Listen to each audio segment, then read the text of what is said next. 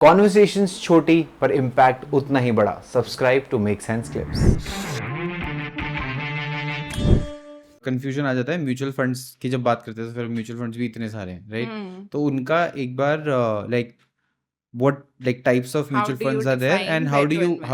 how do you Okay. decide that वो भी एक बार Like if I ask you if you want to invest into a mutual fund, what would you say? What is your goal behind investing? returns Yours is high return, high suppose. returns yeah. For me, it might be अगर मैं salary कमा रही हूँ, for me it might be saving taxes. Your goal will define which mutual fund you need to invest in. So suppose मुझे taxes बचाने हैं तो मैं ELSS में invest करूँगी, which is a tax saver fund. Okay. When you are saying you want high returns, then you will directly want to invest more into equity. तो mutual funds में direct equity mutual funds होते हैं जो directly stocks में invest करते हैं जिनका expense ratio काफ़ी कम होता है. Now what is expense ratio? Is just to give you in a layman term, it is a fee paid to your fund manager. Right. वो जितना हाई होगा आपके रिटर्न्स उतने कम हो जाएंगे.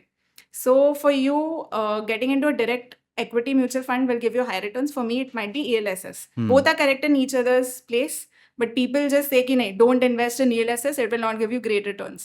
But my objective might be very different. Right. So yeah, that is how you define कि आपको कहाँ इन्वेस्ट करना है, आपके गोल पे डिपेंड करेगा.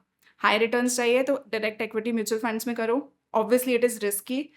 अगर टैक्स बचाने हैं ELSS में करो because no other mutual funds help you in saving taxes. तो बेसिकली सेविंग टैक्सेस मतलब अगर आप ELSS भरते हो तो आप अपने टैक्स में बता सकते हो कि मैंने ELSS दिया है तो उतने पे आपको up to 1,50,000 under section 80C आपको डिडक्शंस मिलते हैं टैक्सेस में, तो आपका उतना टैक्सेस बच जाता है.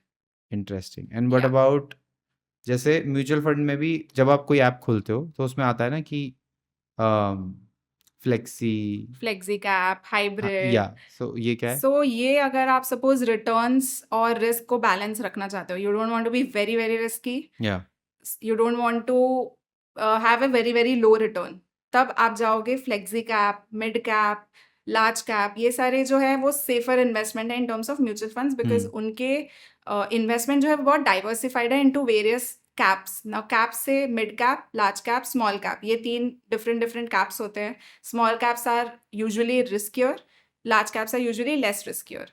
तो जब मैं एक हाइब्रिड फंड या मैं फ्लेक्सी कैप बोल रही हूँ तो ये तीनों में इन्वेस्ट करेंगे. तो डाइवर्सिफिकेशन ज़्यादा हो गया बिकॉज आपका तीनों कैप्स में आप इन्वेस्ट कर रहे हो, जिसकी वजह से रिस्क भी कम है और रिटर्न्स भी मैनेजेबल है. It's not very low, it's not very high. Right. So that is how you decide which fund you need to invest in. Okay. For layman cap मतलब बेसिकली वो जो म्यूचुअल फंड है वो कहीं पे invest कर रहा है. Correct. That is a company.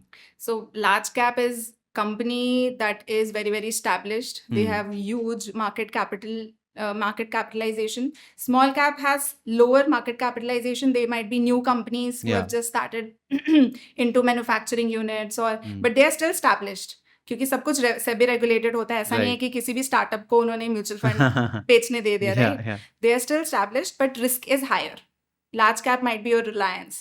Large cap might be your Tata. ITC. Correct. So those are all large cap.